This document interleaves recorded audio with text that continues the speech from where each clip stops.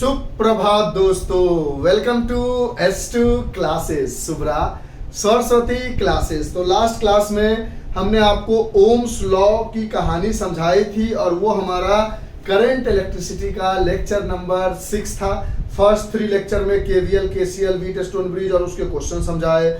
4th number lecture में current की थोड़ी सी बेसिक समझाई।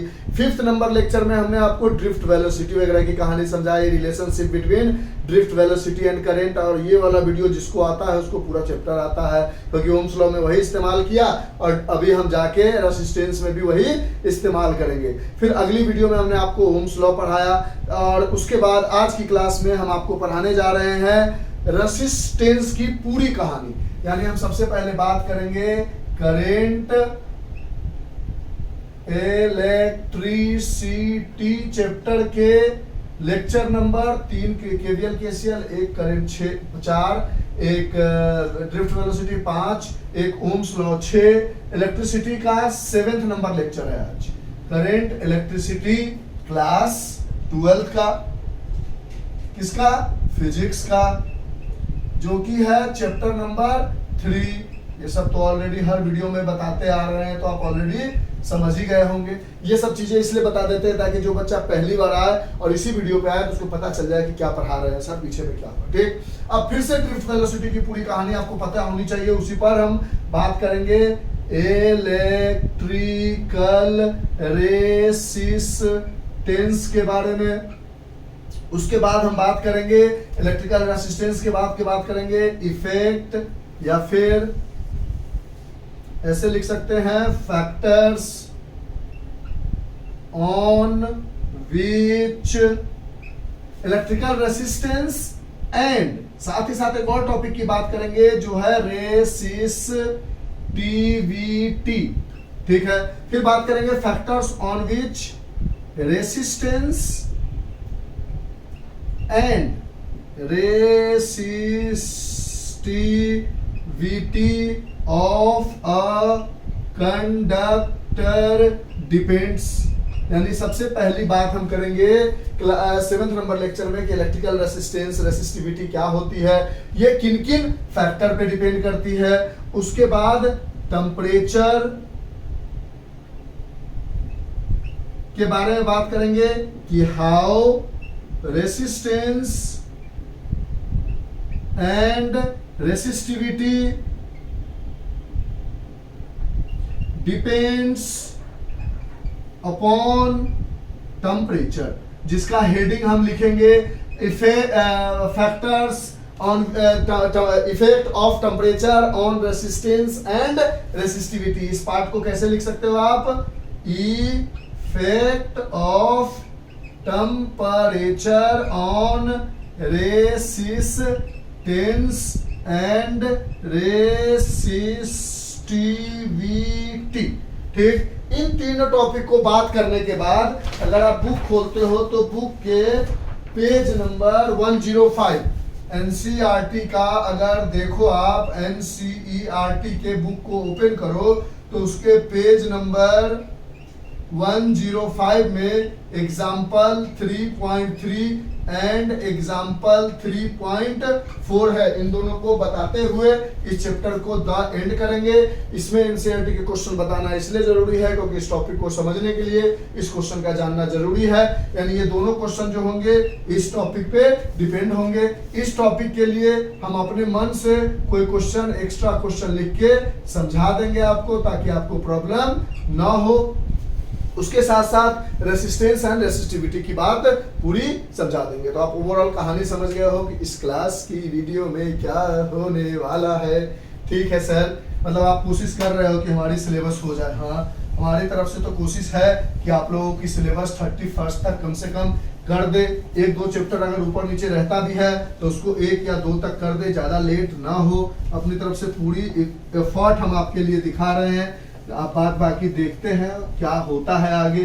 भगवान से बस यही दुआ है कि आप भी स्वस्थ रहो, हम भी स्वस्थ रहे, ताकि वीडियो बनाने में कोई प्रॉब्लम ना हो। तो आपने अभी अभी क्या क्या चीजें पढ़ा है उसको थोड़ा रिमाइंड करते हुए चीजों को समझ पाओगे। क्या सर? आपने अभी अभी पढ़ा है ड्रिफ्ट वेलोसिटी बराबर E by M tau average. फिर आपने देखा इलेक्ट्रिक फील्ड जो होता है वो V अपॉन एल होता है, क्योंकि डेल्टा V बराबर E इंटू एल होता है। इलेक्ट्रोस्टैटिक पोटेंशियल एंड कैपेसिटेंस में हम पढ़ेंगे या पढ़ चुके हैं। अगर आप पढ़ चुके हो तो कोई बात नहीं, अभी तक हमने ये नहीं बताया है, अभी 2 ही वीडियो बताई है तो वहां पर भी इसको समझाएंगे। अभी के लिए समझ लो ये होता है, तो E की जगह V अपॉन एल पुट किया तो ड्रिफ्ट वेलोसिटी बराबर आ गया E V upon M L, V upon L E की जगह इंटू टाउ एवरेज। इसमें E क्या होता है, charge on one electron, V क्या होता है, potential difference across the two ends of a conductor, M क्या होता है, मास ऑफ इलेक्ट्रॉन, L क्या होता है, लेंथ ऑफ कंडक्टर, और टाउ क्या होता है, average relaxation time between two successive collision. फिर I बराबर आपने पढ़ा है VDENA। अगर इस जगह चाहो तो आप VD की वैल्यू पुट कर सकते हो, या अभी रहने देते हैं पुट, बाद में कर लेंगे, यहां तक कोई दिक्कत है, पक्की वाली बात। इसमें क्या होता है जानते हो, E बराबर है चार्ज ऑन वन इलेक्ट्रॉन जो कि है 1.6 into 10 to the power minus 19 coulomb. V बराबर क्या है, potential difference across the two ends of a conductor. अच्छा, ME क्या है हमारे पास, मास ऑफ इलेक्ट्रॉन है जो कि है 9.1 into 10 to the power minus 31 kg। फिर हमारे पास L क्या है, लेंथ ऑफ कंडक्टर है, और टाउ एवरेज क्या है, तो टाउ एवरेज है average relaxation time between two successive collision. अगर ये जानते हो तो जल्दी जल्दी इसको थोड़ा सा आगे बढ़ा लो, ठीक है। यहां तक कहानी समझ में आई हमें। अब यहां से देखे तो जो E है ये तो हमेशा फिक्स्ड रहेगा, टेम्परेचर बढ़ाए घटाए कुछ भी करे फिक्स्ड रहेगा। पोटेंशियल डिफरेंस की बात बाद में करेंगे। मास ऑफ इलेक्ट्रॉन हमेशा फिक्स्ड रहेगा, इसमें तो कोई प्रॉब्लम है नहीं, ये सब चीजें तो बदलती नहीं है कभी। लेंथ ऑफ कंडक्टर जो है, अगर टेम्परेचर कांस्टेंट है तो लेंथ ऑफ कंडक्टर कांस्टेंट होगा, लेकिन अगर टेम्परेचर वेरी करेगा, अगर टेम्परेचर वेरी करेगा, अगर बढ़ेगा या घटेगा तो हो सकता है, देखो ना, बढ़ने पर अगर टेम्परेचर बढ़ाओ तो कंडक्टर मतलब कोई मेटल पिघल के बड़ा हो सकता है, तो टेम्परेचर को वेरी करने पर, या टेम्परेचर घटाओ तो छोटा हो सकता है, यानी लेंथ भी जो है वो वेरी करेगा, यानी वो टेम्परेचर पे डिपेंड कर रहा है। उसी तरह हम एवरेज रिलैक्सेशन टाइम जानते हैं कि एक इलेक्ट्रॉन जब एक कर्नल से टकरा के दूसरे कर्नल पे टकराता है तो इन दोनों कर्नल के टकराने के बीच का टाइम एवरेज रिलैक्सेशन टाइम होता है। तो जब अगर हम टेम्परेचर को बढ़ाएंगे तो इलेक्ट्रॉन की मूवमेंट बढ़ जाएगी। जानते हो ना आप कि अगर आप टेम्परेचर को बढ़ाते हो तो काइनेटिक एनर्जी इंक्रीज कर जाती है। काइनेटिक एनर्जी इंक्रीज करने का मतलब इलेक्ट्रॉन की जो स्पीड है वो इंक्रीज कर जाएगी। स्पीड इंक्रीज करने का मतलब क्या हो गया, टाइम बिटवीन टू कॉलिजन जो है वो डिक्रीज करने लगेगा, और दो कॉलिजन के बीच का टाइम अगर डिक्रीज करने लगेगा तो टाउ भी डिक्रीज करने लगेगा। देखो ना, जल्दी जल्दी टकराएगा, टाइम बिटवीन टू कॉलिजन जो है वो इंक्रीज करने लगेगा। माय मिस्टेक, इंक्रीज करने, देखो ना अब क्या होगा, दो मान लो पहले अगर नॉर्मल टेम्परेचर पे, रूम टेम्परेचर 27 डिग्री सेल्सियस पे अगर मान लो ये यहां से यहां टकराने में 1 सेकेंड ले रहा था, टेम्परेचर बढ़ाओगे ना तो काइनेटिक एनर्जी बढ़ जाएगी। अब हो सकता है आधा सेकंड ही ले, पहले 2 सेकंड ले रहा था, अब हो सकता है 1 ही सेकंड ले, यानी कोलिजन जल्दी जल्दी होने लगेगा तो टाइम इसके बीच का घटने लगेगा, यानी टाउ घटने लगेगा। अब हमने देखा कि ये दोनों चीजें जो है वो टेम्परेचर पे डिपेंड कर रही है, लेंथ और एवरेज रिलैक्सेशन टाइम। इसमें एक और चीज है एन, यहाँ पर देखे तो करंट को भी छोड़ देते हैं, ड्रिफ्ट वेलोसिटी का अंदर में जो भी चीज है उसको देख लिया कि कौन किस पे डिपेंड कर रहा है। यहाँ पर E जो है वो फिक्स्ड है।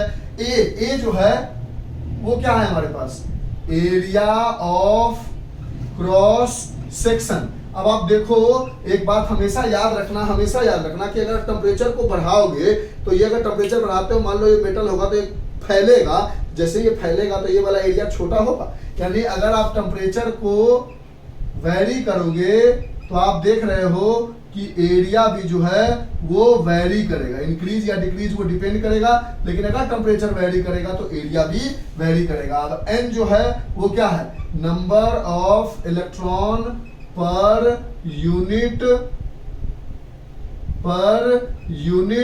वॉल्यूम, यानी अगर पहले एक यूनिट वॉल्यूम में 10⁻29 फ्री इलेक्ट्रॉन था पर यूनिट वॉल्यूम में, तो अब जो है टेम्परेचर को अगर आप बढ़ाओगे ना तो किसी भी कंडक्टर में टेम्परेचर को बढ़ाने से number of electron per unit volume बढ़ जाता है, इंक्रीज कर जाता है, यानी टेम्परेचर के वेरी करने से number of electron per unit volume भी वेरी करता है। यानी यहाँ से आपने हर बात को सीखते हुए ये सीखा कि ड्रिफ्ट वेलोसिटी का फार्मूला तो ये है और करंट का फार्मूला ये है। इन सब चीजों में ये फिक्स्ड है, ये इसकी बात अभी करनी नहीं है, ये वेरी कर रहा है, ठीक है, ये वेरी कर रहा है, ये फिक्स्ड है, ये वेरी कर रहा है, इसमें ये फिक्स्ड है, इसकी बात नहीं करनी है, ये और ये दोनों के दोनों वेरी कर रहे हैं, यानी एन ए टाउ और एल, ये चार चीजें हैं वेरी कर रही है। उसके अलावा ये सब अभी फिक्स्ड है, इन सब की बातें नहीं करनी है। यानी हमें ध्यान देना है लेंथ ऑफ कंडक्टर पे, average relaxation time between two successive collision पे, number of free electron per unit volume पे, और एरिया ऑफ क्रॉस सेक्शन पे, क्योंकि लेंथ बदल रहा है तो एरिया ऑफ क्रॉस सेक्शन भी बदलेगा। ये सब चीजें टेम्परेचर पे डिपेंड कर रही है। अब हमने ओम्स लॉ देखा था, ओम्स लॉ लास्ट क्लास में पढ़ा है, तो उसमें क्या देखा था, V/I जो है वो कांस्टेंट है, और जब हम ड्रिफ्ट वेलोसिटी का फार्मूला लिखते हैं I बराबर, तो I बराबर हमने लिखा VD/ENA, तो ENA लिखा और VD की जगह ये पुट कर दिया, तो ये क्या हो जाएगा EV/ml, और यहाँ पर टाउ एवरेज ये एक्स्ट्रा आ गया, VD की जगह EV/ml into tau average, VD की जगह पुट कर दिया, पुट किया।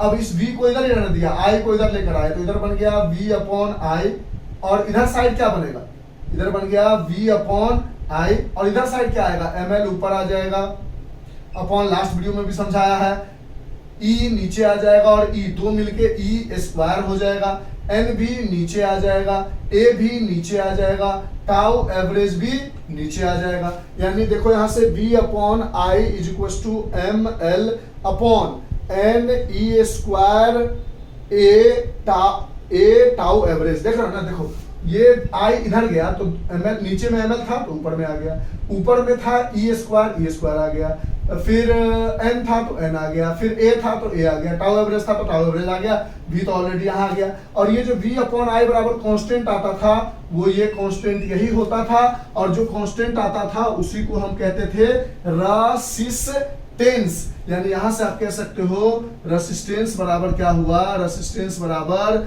V/I हो गया, और रेसिस्टेंस की जो SI यूनिट होती है वो होती है ओम। अब यहां से रेसिस्टेंस V/I है, और V/I यहां से हमने देखा कि इलेक्ट्रॉन के लिए ये है, यानी यही वैल्यू तो रेसिस्टेंस है। अब इन सब को मिटाते हुए इसको और इसको भी रहने देंगे, इन सबको हटा देंगे, हम समझेंगे कि ये सारी चीजें आप ऑलरेडी समझ चुके हो। ठीक है सर,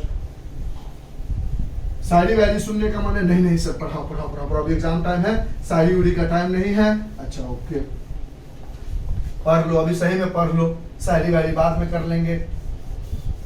जब अच्छे से पढ़ लोगे 31 तक, तो 31 की रात में एक शायरी क्लास ही रख लेंगे जिसमें पढ़ेंगे कम, शायरी ज्यादा सुनेंगे। अच्छा ठीक है, यानी यहाँ से इन दोनों को जब हमने को रिलेट किया, कंपेयर किया, तो हमने देखा the constant is Rn ml/NE square A tau average, यानी ये हमारा एक कांस्टेंट है, यानी ये दोनों कांस्टेंट आपस में इक्वल होगा क्योंकि दोनों V/I के इक्वल है, यानी R बराबर ml/NE square A tau average.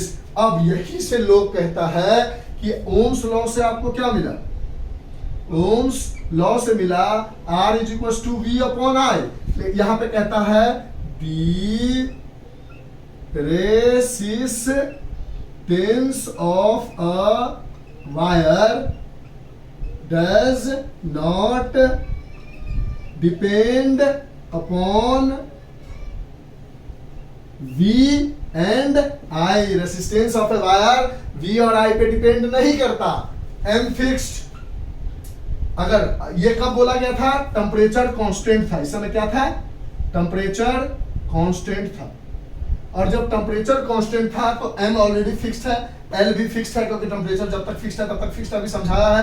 N भी फिक्स्ड है, E भी फिक्स्ड है, A भी फिक्स्ड है, टाउ एवरेज भी फिक्स्ड है, यानी ये सारे के सारे कौन सी वैल्यू है, फिक्स्ड वैल्यू है। तो यहां से कह सकते हो आप कि the resistance of a wire does not depend upon V and I, it depends upon, अब किन किन चीजों पे डिपेंड करता है, तो आप कहोगे कि सर मास ऑफ इलेक्ट्रॉन पे क्या डिपेंड करेगा, सबके लिए मास ऑफ इलेक्ट्रॉन तो वही होगा।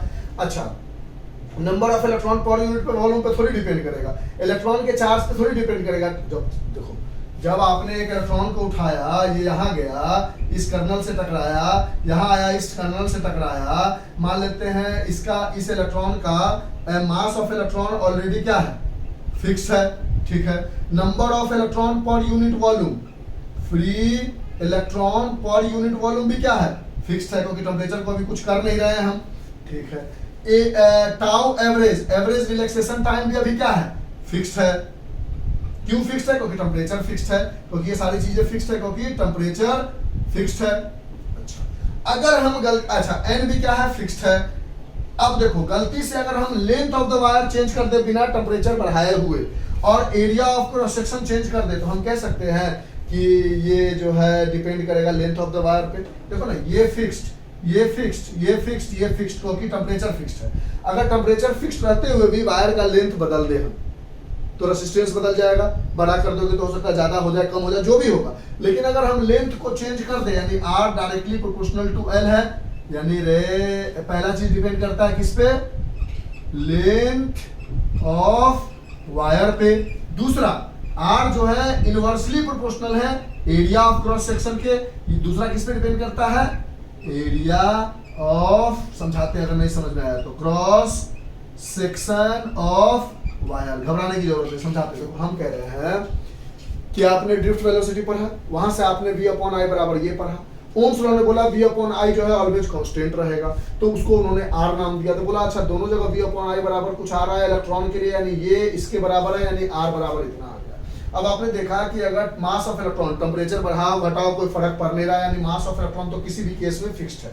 अच्छा, number of electron per unit volume जो है, टेम्परेचर अगर फिक्स्ड है तो number of electron per unit volume वही होगा एक कंडक्टर के लिए जो पहले था। टेम्परेचर बढ़ाएंगे तब उस कंडक्टर का number of electron per unit volume बढ़ेगा। चार्ज ऑन वन इलेक्ट्रॉन जो है, E जो है वो क्या है, चार्ज ऑन वन इलेक्ट्रॉन, और टेम्परेचर के बढ़ाने घटाने से किसी भी इलेक्ट्रॉन का चार्ज बढ़ता घटता थोड़ी हो, तो वही रहता है। टाउ एवरेज, टेम्परेचर वही है तो टकराने का टाइम भी सेम रहेगा, कोई दिक्कत नहीं है। तो ये सब चीजें तो ऑलरेडी फिक्स्ड है, लेकिन टेम्परेचर को फिक्स्ड रहते हुए भी अगर हम किसी तरीके से लेंथ बदल दे या एरिया ऑफ क्रॉस सेक्शन बढ़ा दे, यानी अगर लेंथ को बढ़ाएंगे तो रेजिस्टेंस भी बढ़ेगा, अगर एरिया ऑफ क्रॉस सेक्शन को बढ़ाएंगे तो रेजिस्टेंस घटेगा। इसका उल्टा सोच सकते हो कि एरिया ऑफ क्रॉस सेक्शन को घटाओगे तो रेजिस्टेंस बढ़ जाएगा, इसका उल्टा सोच सकते हो लेंथ को घटाओगे तो रेजिस्टेंस घट जाएगा। तो ये हो गया रेजिस्टेंस का फॉर्मूला। इसका यूनिट आप ऑलरेडी जानते हो कि ओम होता है, जिसको ऐसे डिनोट करते हैं क्योंकि ओम सर ने बताया था। रेसिस्टेंस जो है वो V और I पे डिपेंड नहीं करता है, ये लेंथ ऑफ द वायर पे डिपेंड करता है और area of cross section of wire पे डिपेंड करता है। अब इन दोनों को जब हम लगाएंगे तो इन दोनों को मिलाकर हम कह सकते हैं कि R directly proportional to L upon A। इन दोनों को अगर मिला के कहते हो तो ऐसा कह सकते हो आप। अब यहां से जो प्रोपोर्शनलिटी साइन हटाते हो तो यहाँ पर रो आता है L अपॉन A, और यही रो है हमारा रेसिस्टिविटी। अब रेसिस्टेंस जो है वो it is the obstacle, resistance जो है वो है it is the obstacle for the flow of current. Current को पास करने में एक तरह का रुकावट है, लेकिन रेसिस्टिविटी क्या है, it is the property of the material. Resistivity क्या है, it is the property of material. ये एक मटेरियल की प्रॉपर्टी है। समझ में आई बात? पक्की वाली बात बोलो तो हम इस फार्मूला को फिर से लिख के आपको कहानी को समझा देते हैं अच्छे से। ठीक है सर, समझा दो। एक फ्लो में बताने में फायदा ये हो जाता है कि हमें भी लगता है कि आपको कुछ बातें समझ में आ रही है। अब हमने यहाँ से ओवरऑल क्या पाया है, एक पाया R is equal to ML upon NE square A tau average, और हमने देखा कि अगर हमारा टेम्परेचर कांस्टेंट है, टेम्परेचर नहीं बदल रहा है, तो R directly proportional to L है और R directly proportional to 1/A है। इन दोनों को मिला के R directly proportional to L/A है। इसको हटाया तो R is equal to rho L/A हुआ। R जो है it is the obstacle to the flow of current, और रो जो है वो एक रेसिस्टिविटी है, और ये हर मटेरियल का फिक्स्ड है। कॉपर का रो फिक्स्ड है, एल्युमिनियम का रो फिक्स्ड है, हर मटेरियल का फिक्स्ड है। यानी ये प्रॉपर्टी ऑफ मटेरियल पे डिपेंड करता है। मटेरियल को चेंज करोगे तो रो की वैल्यू चेंज होगी। अगर कॉपर वायर है तो रो की वैल्यू वही रहेगी जो हमेशा है, अगर टेम्परेचर कांस्टेंट है तो। क्या है, अगर टेम्परेचर कांस्टेंट है, टेम्परेचर बदलेगा तब भी कहानी देखेंगे। तब यहां से अगर हम L/A को हटा दे तो हमारे पास रो की क्या वैल्यू मिलके आ गई, तो हमारे पास रो की वैल्यू मिलके आ गई M/NE स्क्वायर टाउ एवरेज, और ये हमारा रो का वैल्यू आ गया। यहाँ पर M है मास ऑफ इलेक्ट्रॉन, N है number of electron per unit volume, E है चार्ज ऑन इलेक्ट्रॉन, और टाउ एवरेज है हमारा average relaxation time between two successive collision. और इस सब को देख के पता चला कि अगर टेम्परेचर कांस्टेंट है तो किसी मटेरियल का रो फिक्स रहेगा, टेम्परेचर बढ़ाएंगे घटाएंगे तो मटेरियल का रो बढ़ेगा घटेगा। और इस फार्मूला में हमने V/I बराबर temperature, it does not depend upon the resistance, potential difference और करंट पर डिपेंड नहीं करता, ये लेंथ वगैरह पे डिपेंड करता है। समझ में आई बात, इरेज करें। इस तरह से बोलो, पक्का समझ में आ रहा है चीजें या कंफ्यूज कर रहे हो आप? जो भी चीजें आपको लिखनी होगी वो लिखते रहोगे। हम इसको बहुत अच्छे से समझाने के लिए एक फ्लो में कोई चीज बोलते चले जाते हैं, तो ये आप मत कहना कि सर हमें समझ में नहीं आ रहा है। रेसिस्टिविटी की वैल्यू हमारे पास हमेशा दी जाएगी। अब यहां से आपको एक फार्मूला तो ये ध्यान में रखना है, R is equal to rho L/A। एक फार्मूला ये ध्यान में रखना है, R is equal to this. अगर आप I इक्वल टू VDL याद रखोगे तो ये भी याद रह जाएगा। एक रो बराबर ये फार्मूला याद रखना है, जिसमें जैसा क्वेश्चन दिया जाएगा वैसा सवाल का जवाब आप दे दोगे। बात समझ में आई या नहीं आई? बोलो, जल्दी बोलो, समझ में आई? पक्की वाली बात। अब यहां से अगर हम मान लो आपसे क्वेश्चन पूछते हैं कि एक बात याद कर लो, क्वेश्चन पूछने से पहले एक नोट पॉइंट में चीजें याद कर लो। नोट पॉइंट में क्या चीजें याद कर लोगे आप? नोट पॉइंट में एक चीज दिमाग में रख लो कि अगर लेंथ को डबल करोगे तो एरिया अपने आप हाफ हो जाएगा। अगर एरिया को डबल करोगे तो लेंथ अपने आप हाफ हो जाएगा। कोई दिक्कत है? या अगर मान लो लेंथ को ट्रिपल करोगे तो एरिया अपने आप 1/3 हो जाएगा। अगर आप लेंथ को या फिर एरिया को ट्रिपल करते हो तो लेंथ अपने आप 1/3 हो जाएगा। ठीक है, पक्की वाली बात। यानी यहां से आपने ओवरऑल सीखा वो सब चीज को, कहानी को समझते समझते कि R is equal to ML/NE square A tau average होता है। टेम्परेचर कांस्टेंट अगर हो तो resistance length of the wire पे और एरिया ऑफ क्रॉस सेक्शन पे डिपेंड करता है। दोनों को जब प्रोपोर्शनलिटी साइन हटाते हैं रो आता है। रो रेसिस्टिविटी है। रेसिस्टिविटी का मतलब होता है प्रॉपर्टी ऑफ मटेरियल, और इसकी वैल्यू ऑलरेडी हमारे पास दी गई है M/NE square tau average. Temperature constant, resistivity constant, क्योंकि टेम्परेचर के फिक्स रहने पर कॉपर का जितना रेसिस्टिविटी है उतना ही रहेगा जब तक टेम्परेचर ना बढ़ाए। एल्युमिनियम का अपना रेसिस्टिविटी फिक्स रहेगा। टेम्परेचर बढ़ाएंगे तो यहाँ से टाउ एवरेज N वगैरह चीजें हिलेगी डोलेगी तो हम कह देंगे कि रेसिस्टिविटी बढ़ या घट रहा है। कोई दिक्कत है? पक्की वाली बात। देख लो अच्छे से हम समझा पाया नहीं। अब इस तरह से आपको यहाँ से कोई बोल दे यूनिट ऑफ रेसिस्टेंस बताओ तो समझ ही गए हो क्या है, तो आप बोलोगे इसका यूनिट ओम है। कोई आपसे बोल दे कि अगर यूनिट ऑफ रेसिस्टिविटी बताओ तो आप क्या बोलोगे? रो इज इक्वल टू, यहां से यूनिट बताने की कोशिश करना। तो यहाँ पर है हमारे पास R is equal to rho L by A, यहां से A को इधर लेके आओगे तो R इंटू ए, L को इधर लेके आओगे तो upon L is equal to rho, यहां से रो बराबर R की जगह ओम। ए क्या है, area of cross section of wire, area का यूनिट मीटर स्क्वायर। एल क्या है, लेंथ ऑफ द कंडक्टर, इसका यूनिट मीटर, मीटर ने मीटर को काटा तो रो की यूनिट आ गई ओम मीटर। तो यूनिट ऑफ रो रेसिस्टिविटी की यूनिट क्या आ गई, ओम मीटर। ये क्या है हमारा, रेसिस्टिविटी है हमारा। ठीक, अब अगर आपसे क्वेश्चन पूछ दिया जाएगा कि if resistance of wire of length L and area of cross section A is 4 ohm, what will be its new resistance if we twice the length of wire? अगर हम लेंथ ऑफ वायर को 2 गुना कर देंगे तो नया resistance क्या होगा? तो आप बोलोगे R is equal to rho L by A है, कब, जब लेंथ ऑफ कंडक्टर जो है वो L है, एरिया ऑफ क्रॉस सेक्शन जो है वो A है, उस समय R 4 ओम है।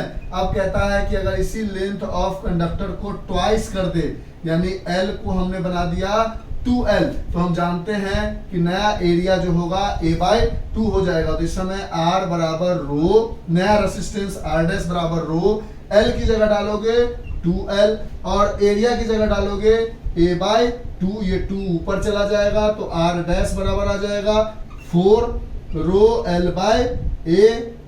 अब आप बोलोगे कि ये जो रो L बाई ए है ये पुराना रेसिस्टेंस है, नया रेसिस्टेंस 4 इंटू करके है, तो 4 into 4 that is R dash बराबर 16 ओम हो जाएगा, यानी 4 टाइम्स इंक्रीज कर जाएगा नया रेसिस्टेंस। 12th क्लास में हो तो आप समझ गए हो कैसे बनाना है। अब कुछ भी डबल ट्रिपल करेगा अपने आप लॉजिक को लगा लोगे। ये सारे क्वेश्चन ऐसे होमवर्क कर लेना। तो ये हो गया, जब टेम्परेचर कांस्टेंट होगा तो रेसिस्टेंस क्या होगा, रेसिस्टिविटी क्या होगा, रेसिस्टेंस रेसिस्टिविटी की यूनिट कैसे होगी, कैसे हम ओम्स लॉ और ड्रिफ्ट वेलोसिटी की मदद से रेसिस्टेंस को पता कर पाए हैं, ये सारी चीजें आपको समझ में आ गई होगी। पक्की वाली बात, लिख लो इन सब चीजों को, कहीं पे कोई डाउट हो तो आप हमसे पूछ सकते हो। अब हम बात करते हैं कि टेम्परेचर पर कैसे कैसे रेसिस्टेंस डिपेंड करता है। ओके सर, लिखो अच्छे से। रेसिस्टेंस की कहानी अब आपको अच्छे से हिल गया क्या? देख लेते हैं बोर्ड का साइज। हाँ ठीक है सर, ज्यादा नहीं हिला। रेसिस्टेंस की कहानी अब आपको अच्छे से समझ में आ गई होगी, कैसे कैसे फॉर्मूला लाना है, कैसे कैसे क्वेश्चन आ सकता है। अब हम बात करने जा रहे हैं टेम्परेचर पर कैसे रेसिस्टेंस एंड रेसिस्टिविटी डिपेंड करता है, और उसके बाद फिर एनसीईआरटी के क्वेश्चंस को बता देंगे। ओके सर, वो डबल हाफ ये सब करके बना के देख लोगे। ये सब 10th लेवल पे है तो थोड़ा सा समझा दिया है ताकि आपको वीडियो भी लंबा ना हो और आप आसानी से समझ भी जाओगे। ये सब चीजें तो बनाना आप ऑलरेडी जानते हो। 4 गुना बढ़ जाएगा, 3 गुना बढ़ जाएगा, 10th में सर इलेक्ट्रिसिटी में पढ़ के आए हो, इसमें तो दिक्कत होगा नहीं। ट्राई करके देखना, कमेंट करके बताना, अगर लगेगा कहीं पे कोई दिक्कत है तो हमें बताना, हम उसको बता देंगे। अब हम बात करने जा रहे हैं effect of temperature on resistance and resistivity. Effect of temperature on resistance, अच्छा पूरा बोल, effect of temperature on resistance and resistivity. Resistance और रेसिस्टिविटी पे टेम्परेचर कैसे डिपेंड करता है। तो सबसे पहला हम देखने जा रहे हैं एक थ्योरेटिकल पार्ट में कंडक्टर के लिए। तो आपने अभी अभी फॉर्मूला देखा है रेसिस्टेंस का, R is equal to ML upon NE square A into tau average. कोई दिक्कत है? अगर आप टेम्परेचर को इंक्रीज करोगे तो 2 चीज होगी। एक देखो, मास ऑफ इलेक्ट्रॉन फिक्स्ड रहेगा, लेंथ ऑफ कंडक्टर बढ़ घट सकता है, ठीक है। अच्छा, number of electron per unit volume भी बढ़ घट सकता है, बढ़ेगा। देखो समझो मेरी बात, बढ़ घट नहीं सकता, बढ़ेगा। अगर आप टेम्परेचर बढ़ाओगे तो क्या होगा, मास ऑफ इलेक्ट्रॉन फिक्स रहेगा, लेंथ ऑफ कंडक्टर बढ़ सकता है, number of electron per unit volume भी बढ़ेगा। पहले अगर 10 to the power 29 number of electron per unit volume है, टेम्परेचर बढ़ाओगे तो number of electron per unit volume बढ़ जाएगा। चार्ज और 1 इलेक्ट्रॉन नहीं बढ़ेगा, एरिया लेंथ बढ़ेगा तो और एरिया भी बढ़ेगा, नहीं एरिया हाँ बढ़ेगा, कोई दिक्कत है, लेंथ बढ़ेगा तो एरिया घटता है, लेकिन यहाँ पर अगर आप गौर से देखो, हाँ एरिया घटेगा, माय मिस्टेक, एरिया घटेगा। समझो समझो समझो, घबराने की जरूरत नहीं, आप आराम से समझो।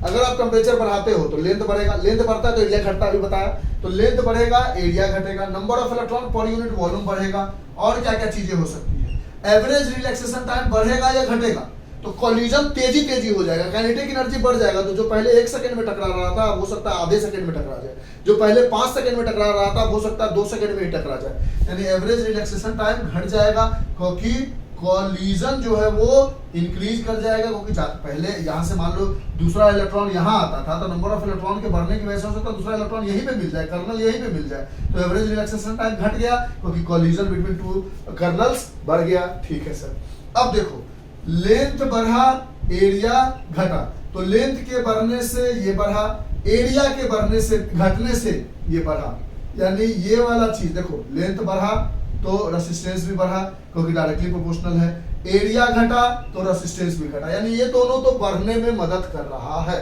अब अगर n की बात करें तो number of electron per unit volume के बढ़ने से क्या होगा, रेसिस्टेंस घटेगा। क्यों घटेगा, क्योंकि ये नीचे में है ना, तो नीचे का कोई चीज बढ़ेगा तो ये घटेगा, यानी यहां से रेसिस्टेंस घटने की कोशिश कर रहा होगा। अच्छा, एवरेज रिलैक्सेशन टाइम जो है वो घट रहा है, तो एवरेज रिलैक्सेशन टाइम के घटने से क्या होगा,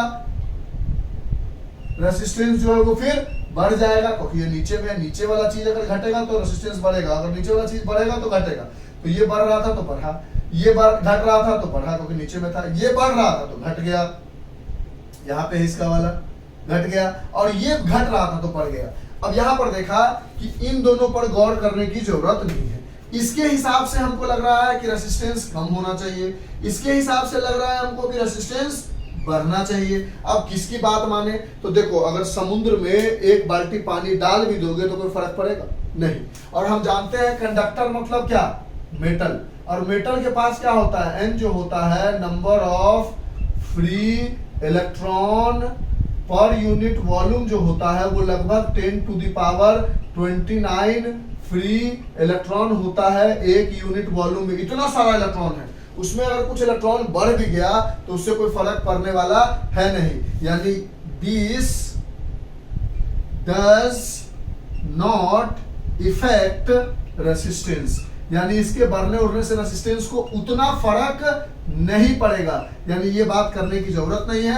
लेकिन एवरेज रिलैक्सेशन टाइम घट जाएगा और सारे इलेक्ट्रॉन्स का घटने लगेगा एवरेज रिलैक्सेशन टाइम, तो उससे ये होगा कि रेसिस्टेंस बढ़ने लगेगा, यानी इस केस में एवरेज रिलैक्सेशन टाइम पे देखेंगे, क्योंकि इलेक्ट्रॉन ऑलरेडी बहुत है, थोड़ा और बढ़ गया है, तो एवरेज रिलैक्सेशन टाइम बहुत ज्यादा घट जाएगा, इसके बहुत ज्यादा घटने से रेसिस्टेंस बहुत ज्यादा बढ़ जाएगा, यानी यहाँ से ये वाली चीजों को हम सिग्निफिकेंट मानेंगे, क्योंकि इसको लेकर हम चलेंगे और बोलेंगे कि ये सिग्निफिकेंट नहीं है, क्योंकि इसके पास already number of free electron इतना ज्यादा था कि थोड़ा और इलेक्ट्रॉन बढ़ने से रेसिस्टेंस को उतना इफेक्ट नहीं पड़ा जितना कि इसके घटने से रेसिस्टेंस को इफेक्ट पड़ा।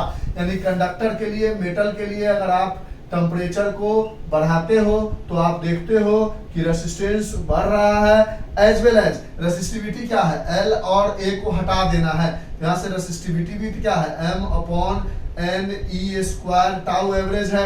अब जो कहानी इसके लिए हो रहा है वही कहानी इसके लिए भी हो रहा है, तो रेसिस्टेंस भी बढ़ेगा और रेसिस्टिविटी भी बढ़ेगा। अगर इसी जगह आप दूसरा काम करते हो, फॉर सेमी कंडक्टर के लिए बात करते हो, तो सेमी कंडक्टर के पास number of free electron per unit volume जो है वो नेग्लिजिबल होता है, बहुत कम होता है, ना के बराबर होता है।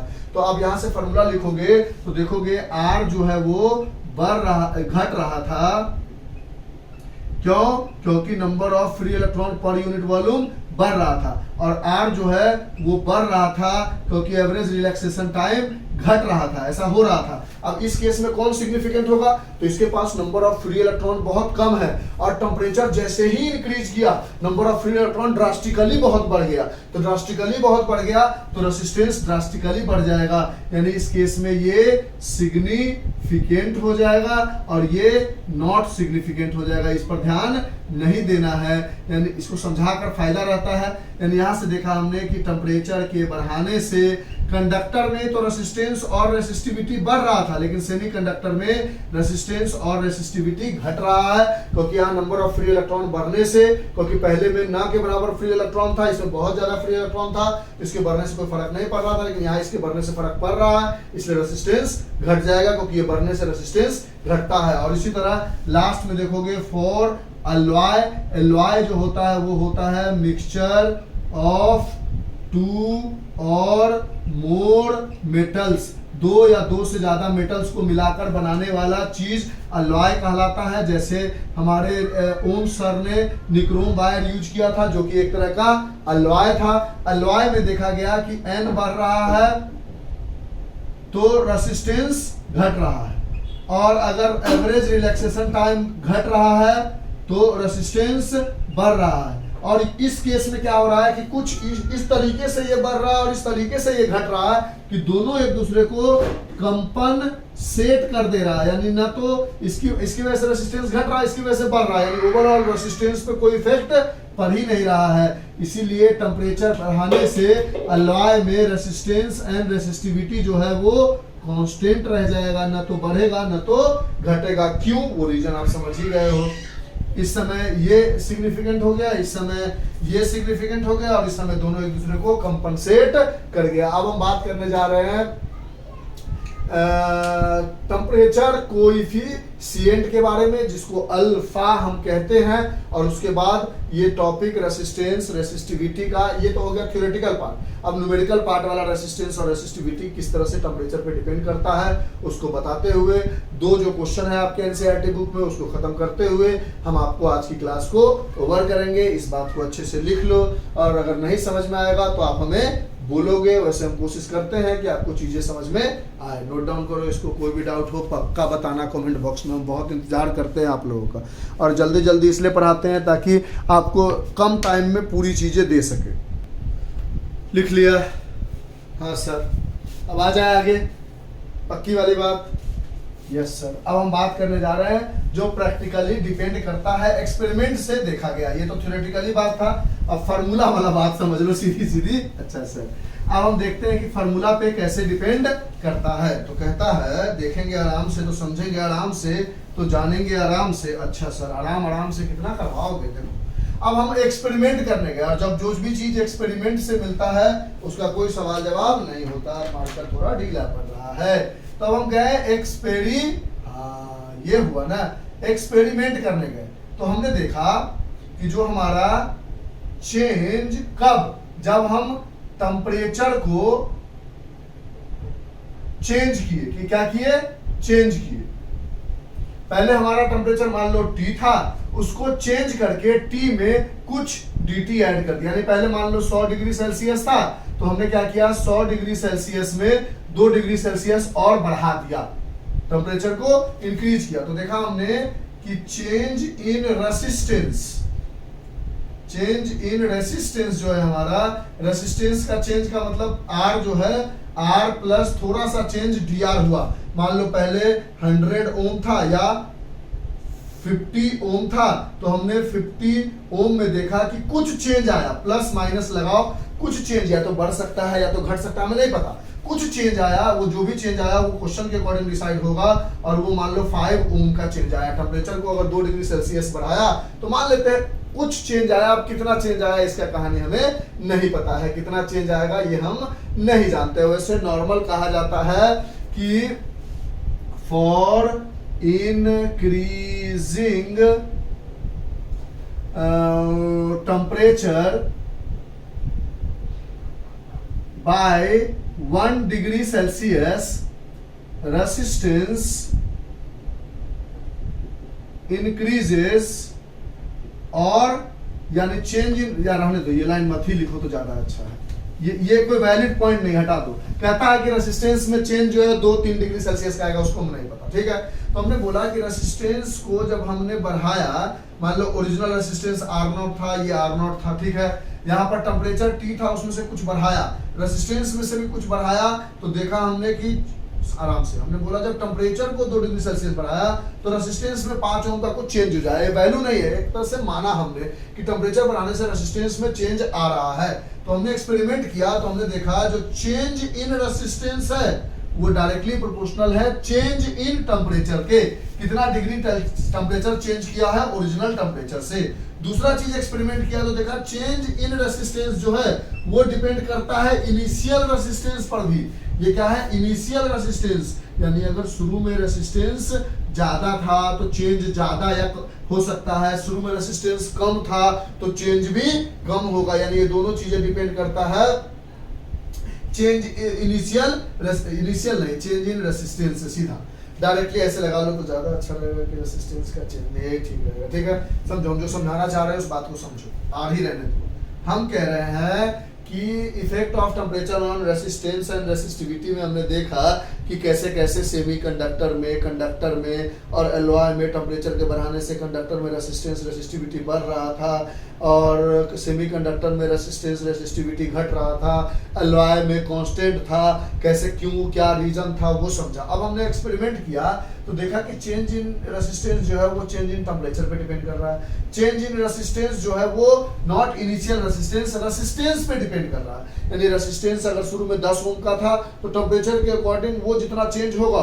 अगर 20 ओम का होगा तो वो अलग चेंज होगा। मान लो 2 डिग्री सेल्सियस पर 10 ओम का रेसिस्टेंस चेंज होके 12 ओम हो गया, तो उसी 10 डिग्री सेल्सियस पर अगर 20 ओम का रेसिस्टेंस रहा होता तो वो हो सकता है घट के 18 आ जाए, चाहे बढ़ के 24 चला जाए। मतलब चेंज जो है रेसिस्टेंस के ताकत पर भी डिपेंड करेगा। अब इन दोनों, ये एक्सपेरिमेंट से देखा गया, अब इन दोनों फार्मूला को देखा तो हमने लिखा dr directly proportional to r dt। अब हमने बोला ये प्रोपोर्शनलिटी साइन हटाना है तो dr इज इक्वल टू यहाँ पर आता है अल्फा r dt। ये जो अल्फा है इसी को कहते हैं टेम्परेचर कोएफिशिएंट, ठीक, इसको हम कहते हैं, हाँ, टेम्परेचर कोएफिशिएंट भी कहा जाता है ऑफ रेसिस्टेंस। रेसिस्टेंस का टेम्परेचर कोएफिशिएंट ये है। अब हमें टोटल रेसिस्टेंस निकालना है तो मान लेते हैं हमारा इनिशियल रेसिस्टेंस जो था वो R0 था, उस समय टाइम जो है वो T इनिशियल था और टाइम इनिशियली ऐसे लिख लो, इनिशियल हमारा रेसिस्टेंस R0 था और टाइम इनिशियल था, और फाइनली हमारा जो रेसिस्टेंस है चेंज हुआ वो RF बन गया फाइनल रेसिस्टेंस। उस समय टाइम कुछ T फाइनल का रहा होगा, T इनिशियल T फाइनल का रहा होगा। यानी हमने देखा, एक्सपेरिमेंट किया तो हमने देखा जो रेसिस्टेंस का चेंज है वो टेम्परेचर के चेंज पे डिपेंड करता है, और जो रेसिस्टेंस का चेंज है वो रेसिस्टेंस के ताकत पर भी, कि कितना ओम का रेसिस्टेंस है उस पर भी डिपेंड करता है। इन दोनों को कोरिलेट किया तो देखा R dt आया, इक्वल टू साइन लगाया तो ये एक अल्फा टेम्परेचर कोएफिशिएंट है, और इसको जनरल भाषा में हम प्रोपोर्शनैलिटी कांस्टेंट भी कह सकते हैं, उसमें कोई तकलीफ नहीं है। यहां से हमने बोला अगर इसको इंटीग्रेट करोगे तो कहां से कहां, इनिशियल से फाइनल रेसिस्टेंस तक dr इज इक्वल टू, इसको करोगे इंटीग्रेट तो कहां से कहां, अल्फा r dt है, dt को करोगे t इनिशियल से t फाइनल तक, यहाँ dr का इंटीग्रेशन आ जाएगा r कहां से कहां, R0 से R फाइनल तक। यहां से अल्फा क्या है, टेम्परेचर कोएफिशिएंट, और ये फिक्स्ड होता है मटेरियल पे, यानी जो वायर है उसका टेम्परेचर कोएफिशिएंट फिक्स्ड है, यानी कॉपर के लिए उसका अपना टेम्परेचर कोएफिशिएंट है, एल्युमिनियम के लिए उसका अपना टेम्परेचर कोएफिशिएंट है, यानी ये depend upon property of material, यानी कौन सा मटेरियल यूज किया है उस पे डिपेंड करता है, जैसे रेसिस्टिविटी भी उसी पे डिपेंड करता था। तो अल्फा को बाहर निकाल लेंगे, जो भी रेसिस्टेंस हम लेके चलेंगे वो हमारा तो फिक्स्ड होगा ना, कि भाई कोई वायर का चेक करना है तो 2 ओम का रेसिस्टेंस है तो इस पर टेम्परेचर का क्या इफेक्ट पड़ रहा है, तो वो रेसिस्टेंस फिक्स रहेगा, तो R बाहर हो गया, इंटीग्रेशन dt हो गया T इनिशियल से T फाइनल तक, यहाँ हो गया RF माइनस आर नॉट आ गया, और यहाँ से आ गया अल्फा आर, यहाँ से आ गया इंटीग्रेशन टी इनिशियल से टी फाइनल तक, तो यहाँ R F minus R not बराबर अल्फा आर, और यहाँ पर आ गया हमारे पास T final minus T initial. कोई दिक्कत है? अब लोग कहता है कि भैया ये जो आप रेसिस्टेंस शुरू में बोल रहे थे कि जो फिक्स्ड रेसिस्टेंस है, तो अगर आप 2 ओम का लेके आए हो तो आपके लिए वो 2 ओम फिक्स्ड है, यानी उसी को आर नॉट मान लो। ठीक है, वो जो 2 ओम लेके आए हो वो 2 ओम फिक्स्ड है, उसी को आर नॉट मान लो। वो जो 2 ओम लेकर आए हो, समझे ना, कोई भी रेसिस्टेंस आप मार्केट से खरीद के लाते हो तो फिक्स्ड है, तो उसको इनिशियल आर नॉट मतलब हमेशा से क्या होगा, इनिशियल रेसिस्टेंस, यानी इनिशियली जो आप मार्केट से खरीद के लाए हो तो उस रेसिस्टेंस की कुछ ताकत तो होगी ना, क्योंकि वो रेसिस्टेंस बन के ऐसा थोड़ी कि रेसिस्टेंस बदलता रहेगा, नहीं नहीं नहीं। आप मार्केट से 2 ओम का रेसिस्टेंस खरीद के लाए हो, तो एक बल्ब हम मान लेते हैं, ये बल्ब हम 150 वाट का लेकर आए हैं, तो ये बल्ब 50 वाट का ही रहेगा। इसको वोल्टेज ज्यादा मिलेगा तो करंट ज्यादा होगा, तो लाइटिंग ज्यादा करेगा, क्योंकि पावर ज्यादा मिलेगा, पावर से ब्राइटनेस है, इसकी वाट चेंज नहीं होगी। उसी तरह रेसिस्टेंस जो इनिशियली खरीद के लाएंगे वो चेंज नहीं होगा, इसलिए हर जगह लोग इनिशियल जो आप मान के चलते हैं किसी एक को लेकर आए हैं, तो यहाँ आर नॉट आ जाएगा, यहाँ आर नॉट आ जाएगा, यहाँ आर नॉट आ जाएगा। लॉजिक समझ में आया? यहाँ तक कोई दिक्कत? अब आगे बढ़ोगे यहाँ से, तो यहाँ से आप आगे बोलोगे कि सर एक काम कर सकते हैं, हम यहाँ से R F minus R not बराबर अल्फा आर नॉट, और इस पूरे को हम लिख सकते हैं delta T, change in temperature, T final minus T initial. अब आर नॉट को अगर उधर लेके जाते हैं तो आर एफ बराबर alpha R not delta T plus R not आएगा। आर नॉट अगर कॉमन लोगे तो आर एफ बराबर आर नॉट कॉमन लिया तो अल्फा डेल्टा टी प्लस 1 आएगा। इसी को सीधा सीधा करके लिख दिया है, आर एफ बराबर R not 1 plus alpha delta T. यहां तक कोई दिक्कत है?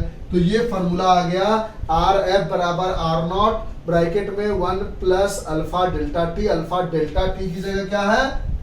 Temperature final minus temperature initial. और यही इसका पूरा कहानी है, आपको वो फॉर्मूला दिमाग में होना चाहिए।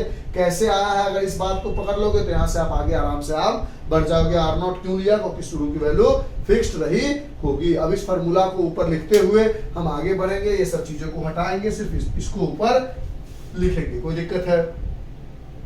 नहीं sir.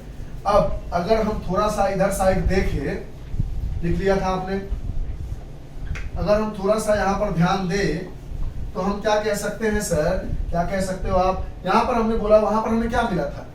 Are F minus R not बराबर alpha R not delta T. R not delta T को इधर लेके आओ तो अल्फा बराबर R F minus R naught upon alpha R naught, नहीं, आर नॉट डेल्टा टी आ जाएगा। तो एक फॉर्मूला ये भी हो सकता है, इससे यहां से उठा लिए हैं। अब इसको इधर लेके आओगे, एक फॉर्मूला ये भी है, आर एफ बराबर R not 1 plus alpha delta T. तो दोनों में से जो भी आपको दिमाग में रखना है रख लो। अगर आप शुरू से यहाँ से अगर आपके पास दिमाग में है तो कोई दिक्कत नहीं। कभी कभी क्या करेगा, अल्फा की वैल्यू या तो डायरेक्ट दे देगा 1.7 × 10⁻³ अब इसकी अगर कोई यूनिट की बात करे, किसकी बात करे? यूनिट की। तो देखो, तो ये दोनों क्या है? रेसिस्टेंस है। रेसिस्टेंस की यूनिट क्या होती है? Ohm. Minus 2 kg minus 1 kg, 1 kg आता है ना, कि kg भी थोड़ी माइनस हो जाता है। तो ओम है इसका रेसिस्टेंस यूनिट, इसका यूनिट ओम, और टेम्परेचर का unit degree Celsius. Om Om cut गया, डिग्री सेल्सियस ऊपर ले जाओगे तो डिग्री सेल्सियस का इनवर्स जो हो जाएगा SI unit of alpha. Alpha की एसआई यूनिट हो जाएगी। तो कभी कभी तो अल्फा की वैल्यू ऐसे दे देगा। तो फॉर्मूला आपको याद है, कोई दिक्कत नहीं है। ये बोर्ड में करेगा। कभी कभी जेईई में क्या करेगा, अल्फा की जगह दे देगा 2t। तो आपको यही से फॉर्मूला पता होगा, तो इसकी जगह 2t डालोगे और 2t बाहर निकालोगे, आर नॉट बाहर निकालोगे, t dt का इंटीग्रेशन करोगे, तब जाके वैल्यू डालोगे। समझ रहे हो? लेकिन बोर्ड लेवल पे अल्फा की वैल्यू ऐसे नहीं दी जाती है, डायरेक्ट दे दी जाती है। तो अगर अल्फा की वैल्यू t में दे दिया जाएगा तो यहाँ से भी ध्यान रखने में फायदा है, नहीं तो लास्ट से ध्यान रखो, कोई दिक्कत नहीं। अब आपने पढ़ा है R = ρ/a, तो यहाँ पुट करते हैं तो हमने लिखा रो फाइनल, लेंथ और एरिया तो वही रहेगा, इनिशियल हो या फाइनल हो, टेम्परेचर से नहीं फर्क पड़ेगा। यहाँ पर आर नॉट की जगह लिखोगे rho naught L/A 1 plus alpha delta T, इसमें कोई चीज नहीं आएगा। L कट गया तो रो फाइनल बराबर rho naught 1 plus alpha delta T आ गया। तो ये रेसिस्टिविटी का टेम्परेचर डिपेंडेंस आ गया कैसे होगा, ये रेसिस्टेंस का टेम्परेचर डिपेंडेंस आ गया कैसे हो गया, और ये अल्फा का अगर रेसिस्टेंस दिया गया उसके अकॉर्डिंग अगर वैल्यू निकालनी है तो वो आ गया कैसे होगा। समझ में आई बात। और इस तरह से आपका रेसिस्टेंस, रेसिस्टिविटी, टेम्परेचर पहले क्या होता है, रेसिस्टेंस क्या होती है रेसिस्टिविटी, और वो टेम्परेचर पे कैसे डिपेंड करता है, ये सारी चीजें हो गई कंप्लीट। अब हम बात करने जा रहे हैं जो एनसीईआरटी में क्वेश्चन दिया गया है उसके रिगार्डिंग। इसमें से आपको जो भी लिखना है लिख लो। वो 2 क्वेश्चन जो दिया गया है वो इन्हीं फार्मूले पे आधारित क्वेश्चन है जिसको बताकर हम आपको कंप्लीट करेंगे। ठीक है, आ रही है बात समझ में। इरेज करें, पक्का ना? हाँ सर।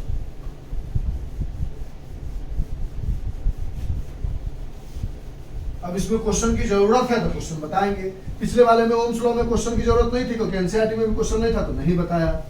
ड्रिफ्ट वेलोसिटी खुद में एक इतना बढ़िया टॉपिक है कि उसमें हम क्वेश्चन बना के वीडियो को लेंदी नहीं करना चाहते थे। हम चाहते थे कि 50 मिनट में आपको ड्रिफ्ट वेलोसिटी इतनी अच्छी से समझ में आए कि उसके अंदर का कॉन्सेप्ट हो, तथा कि क्योंकि ड्रिफ्ट वेलोसिटी पे देख रहा है रेसिस्टेंस, रेसिस्टिविटी जो शुरू में पढ़ रहे थे बिना टेम्परेचर के वो सब ड्रिफ्ट वेलोसिटी पे आ रहा था। R=ml/d², A टाउ एवरेज वगैरह वगैरह सब हम उसके टेम्परेचर के कहानी पे समझ जा रहे थे, कोई दिक्कत नहीं हो रहा था।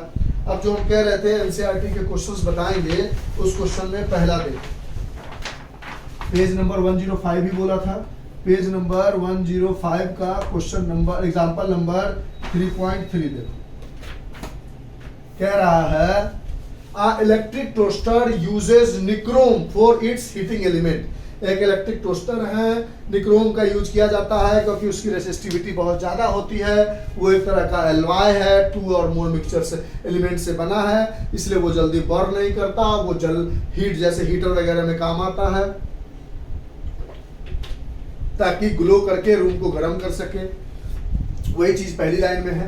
कहता है when a negligible small current passes through it, जब एक छोटा सा करंट पास किया जाता है उसके through, it's resistance at room temperature, यानी इनिशियल टेम्परेचर है आपके पास room temperature 27 degree Celsius.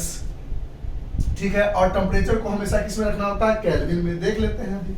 Is found to be this, यानी कहता है जब एक छोटा सा करंट पास किया जाता है किसी एक निक्रोम के वायर से जो कि हीटिंग एलिमेंट है, उस समय उसका इनिशियल टेम्परेचर अगर 27 डिग्री सेल्सियस था तो उस समय उसका रेजिस्टेंस 75.3 ओम है। कहता है when a toaster is connected to 230 volt. अब उस जो टोस्टर था हमारा, ये जो रेजिस्टेंस है किसका है, टोस्टर है, इसको जब हम 230 वोल्ट से कनेक्ट करते हैं, 230 वोल्ट से कनेक्ट करते हैं तो the current settle after a few second to a steady state of value of 2.68 ampere. कह रहा है जैसे ही आप स्विच को ऑन करते हो तो आपने इलेक्ट्रोमैग्नेटिक इंडक्शन में पढ़ा है कि पहले थोड़ा सा करंट बनता है, फिर धीरे धीरे करंट धीरे धीरे बढ़ता है। वो हमको तुरंत दिख जाता है, लेकिन वो अंदर में थोड़ा सोचो, अगर बहुत स्लो मोशन में तो धीरे धीरे करंट बढ़ता है। तो कहता जब स्टेडी स्टेट में आ जाए, यानी पूरी तरह से जितना करंट जाना चाहिए 230 वोल्ट से उतना करंट आ गया, तो what is the steady state temperature of the nichrome element. तो इस समय बताओ कि ये जो टोस्टर का निक्रोम एलिमेंट है, पहले तो जब इनिशियल टेम्परेचर इतना था तो उसका रेजिस्टेंस, यानी रूम में जब हम मार्केट से खरीद के लाए, ये कहां से लाए हम, मार्केट से, तो मार्केट से जब हम खरीद के लाए तो देखा कि रूम के अंदर में उस निक्रोम वायर का रेजिस्टेंस इतना है। अब उसको हमने 230 वोल्ट से कनेक्ट कर दिया, जिस समय 2.68 एम्पियर का करंट है, तो उस समय बताओ उसकी फाइनल टेम्परेचर क्या होगी, वो क्या होगी। तो आप बोलोगे फाइनल रेसिस्टेंस क्या होगा सर, तो देखो इसका रेसिस्टेंस निकालना है, इसका रेसिस्टेंस R मान लो, तो आपने R फाइनल मान लो, तो R फाइनल रेसिस्टेंस क्या होगा, क्योंकि रेसिस्टेंस जो था ओरिजिनल अब चेंज होगा, तो रेसिस्टेंस तो फिक्स रहेगा जो टोस्टर का रेसिस्टेंस मार्केट से लाए थे। फिर से गलत बात बोल दी, फिर से समझो क्वेश्चन को, फिर से समझो, गलत बात बोल दिया। कहता है इलेक्ट्रिक टोस्टर है जो nichrome for its heating element. एक इलेक्ट्रिक टोस्टर है जो निक्रोम वायर का हीटिंग एलिमेंट का when negligible current passes through it. शुरू में मार्केट से नहीं लाया, इस समय हम वेरी स्मॉल करंट पास कर रहे थे, बहुत छोटा सा करंट पास कर रहे थे, तो हमने देखा कि इस टेम्परेचर पर ये रेसिस्टेंस है, तो जब हम इतना करंट पास करेंगे तो कितना टेम्परेचर होगा, उस समय का रेसिस्टेंस कितना हो जाएगा, क्योंकि टेम्परेचर जो है, रेसिस्टेंस जो है वो टेम्परेचर पे डिपेंड कर रहा है। टेम्परेचर के बढ़ने घटने से रेसिस्टेंस बढ़ता घटता है। तो यहाँ पर हमारा एक क्या है, निक्रोम वायर है, एक टोस्टर है। फिर से समझो, क्वेश्चन को समझ लिया, मजा आ जाएगा। कहता है कि एक बहुत छोटा सा करंट पास करा है, इससे छोटा, तो हमने देखा कि उस समय रेसिस्टेंस इतना है, टेम्परेचर इतना है। तो बताओ जब इतना करंट पास करा देंगे इस वोल्टेज पे, तो टेम्परेचर कितना हो जाएगा और रेसिस्टेंस कितना हो जाएगा। तो आप बोलोगे रेसिस्टेंस कहता कह रहा है ना कि the temperature of the nichrome element, temperature coefficient of the nichrome element coverage is this. यानी क्वेश्चन में समझा पा रहे हैं कि कंफ्यूज कर रहे हैं, नहीं सर समझा रहे हैं। कह रहा है कि अल्फा की वैल्यू जो है 1.70 इंटू 10⁻⁻⁴ डिग्री सेल्सियस इनवर्स है। यानी कह रहा है कि जो over the coverage of involve of this, यानी टेम्परेचर कोएफिशिएंट, देख लो टेम्परेचर रेंज जो है, यानी क्वेश्चन का ओवरऑल मतलब आप समझ लो। क्वेश्चन कह रहा है कि एक निक्रोम वायर है जिसको टोस्टर में यूज किया जाता है। शुरू में छोटा सा करंट पास करा के देखा है और रूम टेम्परेचर पे, टेम्परेचर को छुआ हुआ नहीं, तो देखा कि रूम टेम्परेचर पे छोटा सा करंट पे इतना रेसिस्टेंस है। अब उस टोस्टर को हमने 230 वोल्ट पर इतना करंट पास करा के दिखाया। तो पूछता है बताओ इस समय कितना फाइनल टेम्परेचर होगा और फाइनल रेसिस्टेंस होगा, जिस समय टेम्परेचर कोएफिशिएंट की वैल्यू ऑलरेडी पता है, क्योंकि जो वायर है उसका टेम्परेचर कोएफिशिएंट फिक्स्ड होता है, वो टेम्परेचर पे डिपेंड नहीं करता। तो फाइनल निकालने में तो कोई दिक्कत नहीं है। 230 वोल्ट V/I होता है ना, R बराबर, तो V/I डाल दिया 2.68 एम्पियर। अब इसको जो सॉल्व करेंगे, जो आंसर आ जाएगा वो उसका फाइनल रेसिस्टेंस हो जाएगा। उसमें तो हमको कोई तकलीफ है ही नहीं। तो जिसका हम 230/2.68 एम्पियर करेंगे तो ये लगभग 85.8 ओम बन के आ जाएगा। अब हमारे पास एक फार्मूला आया है, उस फार्मूला को क्वेश्चन समझ गए, 2-3 बार में हम समझाने की कोशिश किए हैं, कंफ्यूज नहीं किए होंगे। अब हमारा जो कोई फार्मूला अभी आया था, क्या हमने किया था, R final minus R initial is equals to alpha R0 delta T आया था, यही आया था हमको, जहां से याद है वहीं से यूज कर लेते हैं। यहाँ से हमने लिखा था R फाइनल बराबर R0 कॉमन लिया था 1 प्लस अल्फा डेल्टा T आया था, ठीक है। R फाइनल हमारे पास कितना है, R फाइनल है हमारे पास 85.8 ओम। इनिशियल कितना है हमारे पास, इनिशियली इतना है 75.3 ओम। 1 प्लस अल्फा की वैल्यू कितनी है 1.70 इंटू 10⁻⁻⁴ और डेल्टा टी की जगह आप लिख सकते हो T final minus T initial. कोई दिक्कत है नहीं सर। इसको इधर ले आओ तो 85.8 अपॉन 75.3 डायरेक्ट डिवाइड में आ जाएगा, is equals to 1 plus 1.70 into 10⁻⁻⁴। T final पता नहीं, टी इनिशियल हमारे पास कितना है 27 डिग्री सेल्सियस, क्योंकि अल्फा की वैल्यू भी हम सेल्सियस में यूज कर रहे हैं, तो इसकी वैल्यू को भी हम सेल्सियस में यूज कर लेते हैं। अब यहां से आप अगर इसको डिवाइड करोगे तो कितना आ जाएगा 85.8 डिवाइडेड बाय 75.3, तो ये आ जाएगा 1.14 आ जाएगा, is equals to 1 plus 1.70 into 10⁻⁴ T final minus 27 degree Celsius. अब इसको इधर लेके आओगे तो 1.14 माइनस 1 बराबर 1, इसको तो जोड़ नहीं सकते ना, इसके साथ एक साथ है ना, 1.70 into 10⁻⁴ T final minus 27 degree Celsius. अब इसको घटाओगे तो 0.14 upon 1.70 into 10⁻⁴ is equals to T final minus 27 degree Celsius आ जाएगा। अब इसको डिवाइड करोगे तो ये क्या आ जाएगा 0.14 डिवाइडेड बाय 1.70, तो ये आ गया हमारे पास, और 10⁴ ऊपर चल जाएगा तो 10⁴ ऊपर मल्टीप्लाई, और ये आ गया 0.082 इतना आ गया। अब 8 जितना है पूरा लिख देते, 10⁴ है हमारे पास 0.0823824 है, चलो 824 इंटू 10⁴ ऊपर चला गया, is equals to T final minus 27 degree Celsius. इसको मल्टीप्लाई करोगे तो 1000 से मल्टीप्लाई करोगे तो 1 2 3 0, यानी ये 82.4 आ जाएगा।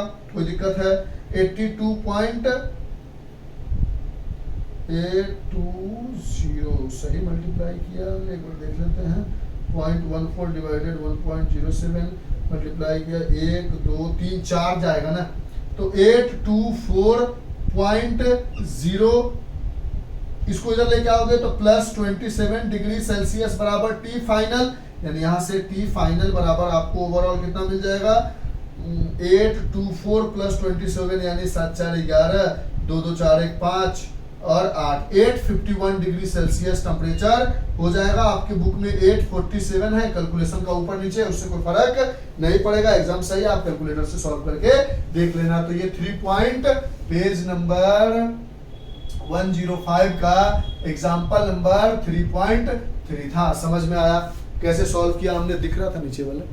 अरे बहुत बढ़िया दिख रहा है सर, कहीं से कोई दिक्कत नहीं है। ठीक है, अब हम आते हैं लास्ट एग्जांपल पे जो है 3.4 पे लिख लिया। हाँ सर, बहुत देर टाइम दिया था आपने देखने के लिए कि दिख रहा है कि नहीं दिख रहा है। अच्छा ओके, तो इस तरह से जो क्वेश्चन जहां जरूरत होगा वो बताएंगे, और वो इसलिए बताएंगे क्योंकि जहां पे जो क्वेश्चन की जैसे इसी को सॉल्व करना था, अगर नहीं बताते तो हो जाते कंफ्यूज्ड, कैसे सॉल्व करें सर, क्या करे सर, क्या कह रहा है। तो जो इंपॉर्टेंट है उसको हम समझाएंगे, जहां पे लगेगा कि नहीं आप क्वेश्चन कर लोगे वहां पे हम स्किप कर लेंगे। स्किप मतलब उसको रोक देंगे, आप करके देखना, क्योंकि अभी हम सिलेबस खत्म करने पर है। तो सिलेबस ऐसा थोड़ी खत्म करना है कि कुछ समझ में ही नहीं आए, तो ऐसे तरीके से सिलेबस खत्म करना है कि आपको समझ में भी आए और आपको दिक्कत भी ना हो। अब देखो इस क्वेश्चन में कह रहा है The resistance of a platinum wire of resistance of thermometer at ice point, यानी T इनिशियल टेम्परेचर क्या है 0 डिग्री सेल्सियस, पर रेसिस्टेंस क्या है 5 ओम, यानी R नॉट क्या है 5 ओम है। ठीक, and at steam point is this, यानी T फाइनल जो है वो क्या है 100 डिग्री सेल्सियस है, उस समय R फाइनल जो है वो क्या है 5.23 ओम है। कहता है when the thermometer is inserted in a hot bath, एक हॉट बाथ में रख दिया गया है, हॉट बाथ में रख दिया गया है, और उस समय प्लेटिनम वायर का रेसिस्टेंस जो है उस समय कोई किसी टाइम पर, किस टाइम पर पता नहीं, किसी टेम्परेचर पर, ये टी जो है वो टेम्परेचर है जब 0 डिग्री सेल्सियस था, ऐसे लिख सकते हो। तो ये था 5 ओम, जब टेम्परेचर 100 डिग्री सेल्सियस था तो इतना हो गया, 0 पर इतना, 100 पे इतना। तो बोलता है कि मान लो किसी टेम्परेचर पर अगर रखोगे तो उस समय उसका रेसिस्टेंस हो जाता है 5.795 ओम। तो बताओ उस समय का टेम्परेचर क्या होगा। क्वेश्चन समझ में आया? क्वेश्चन में कह रहा है कि जब इनिशियली 0 डिग्री सेल्सियस पर इतना था, 100 पे किया तो इतना हुआ, और इसी चीज को किसी एक टेम्परेचर पे किया तो इतना हो गया, तो उस समय कितना टेम्परेचर रहा होगा जिसकी वजह से इतना हुआ। तो पहले इन दोनों को मिला के इक्वेशन लिख सकते हैं, R फाइनल बराबर R not 1 plus alpha delta T. अब इस समय R फाइनल की जगह क्या लिखोगे 100 degree Celsius, R 100 degree Celsius is equal to R 0 degree Celsius 1 plus alpha delta T. कोई दिक्कत है? अच्छा दूसरा ये पहला, अच्छा R 100 डिग्री सेल्सियस कितना है 5.23 इज इक्वल टू 0 डिग्री कितना है 5 1 प्लस अल्फा डेल्टा टी। कोई दिक्कत? ये हमारा पहला इक्वेशन बन के आ गया। अब दूसरा इक्वेशन बनाते हैं इन दोनों को लेकर, इसको और इसको लेकर, क्योंकि 100 पर इतना था इनिशियली, तो यही है। इन दोनों को निकालेंगे तो कहोगे किसी टेम्परेचर T पर is equal to initial 1 plus alpha delta T. कोई दिक्कत है? यहां से आप कहोगे कि सर यहां पर किसी टेम्परेचर T पर रेसिस्टेंस है 5.795 is equal to R not की जगह अभी भी 5 है 1 प्लस अल्फा डेल्टा टी। यहां तक कोई दिक्कत नहीं सर। ये दूसरा इक्वेशन आ गया। अब हम एक काम करते हैं, पहले को दूसरे से डिवाइड कर देते हैं। तो यहां पर आ गया 5.23 upon 5.795 is equal to 5 1 plus alpha delta T upon 5 1 plus alpha delta T. कोई दिक्कत है यहाँ तक? नहीं सर। ये 5 ने 5 को मार दिया। अब हमारे पास क्या बचा? तो यहाँ से कुछ गलती नहीं कर रहे हैं, नहीं ठीक है सर, समझ रहे ना, हॉट बाथ पे इतना था, टेम्परेचर इतना आया, अल्फा डेल्टा टी हो गया। इस समय आप लिखोगे, आराम से देखते चलो, कोई दिक्कत नहीं है, कोई दिक्कत नहीं है, ठीक है सर। अब यहाँ से देखो आप 1 प्लस अल्फा डेल्टा टी 1, इसको इधर मल्टीप्लाई कर लो तो 5.23 1 plus alpha delta T is equal to 5.795 1 plus alpha delta T. 1 plus alpha delta T, 1 plus alpha delta T नहीं काट सकते। क्यों नहीं काट सकते सर? देखो यहाँ पर अगर डेल्टा टी बराबर निकालोगे तो क्या आएगा? 100 minus 0, 100 degree Celsius minus 0 degree Celsius, that is 100 degree Celsius आएगा। और इस समय अगर आप डेल्टा टी निकालोगे तो टी फाइनल का पता नहीं, टी इनिशियल 0 है, यानी डेल्टा टी जो है वो T final minus 0 degree Celsius, यानी डेल्टा टी जो है वो टी के बराबर आ जाएगा। ठीक है, तो 5.231 प्लस अल्फा, इस समय का डेल्टा टी कौन सा डेल्टा टी है? 5.79 का, जो कि टी आ गया, इज इक्वल टू 5.795, ये इससे मल्टीप्लाई हुआ, ये किस समय का डेल्टा टी है उसके लिए, और उसका डेल्टा टी कितना आ गया है? 1 प्लस 100 डिग्री सेल्सियस। यहां तक कोई दिक्कत है? देख लो, अच्छे से समझ लो, जान लो। नहीं सर कोई दिक्कत नहीं। अब इधर हटा दे थोड़ा सा, नहीं हटाते, यहां लिखते हैं। अब वहां से अंदर मल्टीप्लाई करोगे तो 5.23 plus 5.23 alpha T is equal to 5.795 plus multiply करोगे इसको इससे तो 579, 2 डेसिमल हट जाएगा तो 579.5। कोई दिक्कत है? अल्फा तो है ही नहीं यहाँ पर, प्लस अल्फा दिस, यानी अल्फा है। समझो कैसे किया? इसको इससे मल्टीप्लाई किया तो आ गया 5.23, फिर इसको इससे मल्टीप्लाई किया तो आ गया 5.23 अल्फा टी, फिर इसको इससे मल्टीप्लाई किया तो आ गया 5.794, फिर इसको इससे मल्टीप्लाई किया तो ये 100 से मल्टीप्लाई होने की वजह से 579.5 और अल्फा था तो अल्फा आ गया। अब इन दोनों को देखो, ठीक है, ठीक है, इन दोनों को इधर लेके आओ और इसको इधर लेके जाओ। नहीं, कुछ तो गड़बड़ हो रहा है, अल्फा को भी कटना जरूरी है। कैसे काटा जाए अल्फा को? अल्फा कट जाएगा क्योंकि अल्फा सबके लिए सेम है ना। अल्फा जो होता है वो मटेरियल पे डिपेंड करता है, और मटेरियल पे डिपेंड करता है तो अल्फा को काटना हमारे लिए बहुत जरूरी है। इसमें से काटा जा सकता है, अगर इसको इधर काटा जा सकता है, क्यों नहीं काटा जा सकता है? ठीक है, काटा जा सकता है। अल्फा की वैल्यू फिक्स्ड है, कटेगा नहीं इसमें। किसी तरह से हमें काटना है अल्फा को। अल्फा को हटा देंगे तो हमारा कैलकुलेशन इजी हो जाएगा। चलो देख लेते हैं, कहीं से हटाने का जरूरत है। डायरेक्ट इसी तरह डिवाइड करने में फायदा है हमें? नहीं, ऐसे डिवाइड करने में फायदा नहीं है। तो ऐसे डिवाइड मत, ध्यान देना पड़ेगा ना कि कैसे। अब यहाँ पर देखो अल्फा भी वेरिएबल आ गया, टी भी वेरिएबल आ गया, इसलिए बना के दिखा रहे हैं और हम भी फर्स्ट अटेम्प्ट ही कर रहे हैं, यानी यहाँ से डायरेक्ट ऐसे सॉल्व नहीं करेंगे।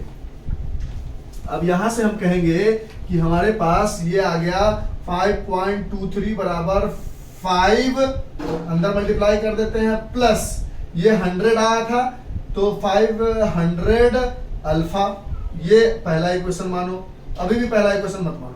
अब इसको इधर ले आओ तो ये क्या हो जाएगा? 500 अल्फा, समझे ना, यहाँ 100 आया था, अंदर मल्टीप्लाई करोगे तो 500 alpha is equal to 5.23 minus 5, यानी यहां से आ जाएगा 500 अल्फा इज इक्वल टू 0.23। अरे भाई साहब बहुत आसान से आ गया तो ठीक है, एकदम वेरी गुड। इसको पहला इक्वेशन लो, इसको हटाओ। अब इसमें देखो तो आप डाल रहे थे तो अंदर मल्टीप्लाई करोगे तो 5.795 is equal to 5 plus 5 alpha, कट नहीं रहा था, और डेल्टा टी की जगह T final minus T initial 0 था, यानी ओवरऑल टी आ जा रहा था, 5 अल्फा टी आ गया। अब इसको इधर लेके आओगे तो 5.795 minus 5 is equal to 5 alpha T, ये घट के आ जाएगा 0.795 इक्वल टू 5 अल्फा टी। हाँ, अब डिवाइड करो, देखो अल्फा भी कट जाएगा। अब फर्स्ट को सेकेंड से डिवाइड करो, तो डिवाइड करोगे तो 0.79, पहले क्या है, सॉरी, 500 अल्फा अपॉन, इसको अल्फा वाला को एक तरफ लिखोगे तो 5 अल्फा टी बराबर ये है 0.23 अपॉन ये क्या है 0.795, ये अल्फा से अल्फा कट जाएगा, 5 से 100 बार में कट जाएगा। अब टी को इधर लेके आओगे, इसको इधर लेके आओगे तो 100 इंटू 0.795 ये इधर आएगा तो upon 0.23 is equal to T आ जाएगा, तो टी बराबर हो जाएगा 79.5 अपॉन 0.23। इस डेसिमल को हटाओगे ऊपर में 100, इस डेसिमल को हटाओगे नीचे में 10, ये 0 कटेगा तो 7950 अपॉन 23 आ जाएगा। इसको हम सॉल्व करेंगे, जो हमारा होगा वो हमारा आंसर आ जाएगा। कितना आया हमें देख लेते हैं, 7950 डिवाइडेड बाय 23, 345.65 डिग्री सेल्सियस आ गया। ये वाला टेम्परेचर ऑफ बाथ आ गया। 3 कितना बोले थे, 345.65 डिग्री सेल्सियस। देखो इसी तरह से बना के दिखाने में क्या होता है कि आपको समझ में आया कि जो शुरू में तरीका लेके चले थे सर उससे नहीं बनेगा, क्योंकि अल्फा को भी हमें हटाना था, तो हमने इक्वेशन को थोड़ा सा मैनिपुलेट किया। तो इस तरह से अगर कॉन्सेप्ट आपके दिमाग में होता है ना, तो फायदा ये होता है कि कहीं पे फंस भी जाते हो, तो आप फिर वहां से संभाल लेते हो। अब बताओ, अगर हमारा कॉन्सेप्ट क्लियर नहीं होता और यहाँ पर हम फंस गए थे, तो 1 घंटे का वीडियो बनाने के बाद हमें इसको डिलीट करना पड़ता या इसको एडिट करना पड़ता, मेहनत बढ़ जाती। लेकिन हमारे पास दिमाग था कि अल्फा जो है मटेरियल पर डिपेंड करता है, अल्फा को भी किसी तरह से काट के हटाया जाए, तो हमने फिर से उसको करके दिखाया और आपको समझ में आ गया। तो इस तरह से रेसिस्टेंस की भी पूरी स्टोरी हमने आपको अपने तरफ से जितना हो सकता था समझाने की कोशिश की। अगर आपको वाकई समझ में आया है तो एक प्यारा सा कमेंट, नहीं आया है तो नो कमेंट, लेकिन अगर आया है तो प्लीज अपनी तरफ से कोशिश की है हमने कि आपको समझने में कोई दिक्कत ना हो, और हमें भी लगता है कि आपको समझ में आ भी गया होगा। कितने देर का वीडियो हमने इसको बना दिया, 1 घंटे 10 मिनट, बुरा नहीं है। रेसिस्टेंस समझा दिया, factor on which resistance of a wire depend समझा दिया, टेम्परेचर की वजह से रेसिस्टेंस और रेसिस्टिविटी पे क्या फर्क पड़ता है वो समझा दिया, रेसिस्टिविटी बता दी,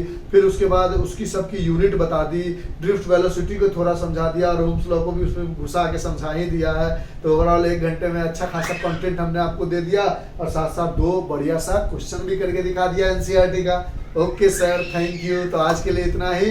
bye, have a nice day, enjoy, take care, stay home and stay safe. अच्छा लगे तो छोटू सा comment. Bye, thank you sir. लिख लो इन सब चीज़ों को, कैलकुलेशन को कर लो। अगर वो थोड़ा सा मिस्टेक नहीं होता तो 1 घंटे में हो गया होता। हाँ सर कोई बात नहीं, समझ तो गए ना। Okay okay, thank you, bye.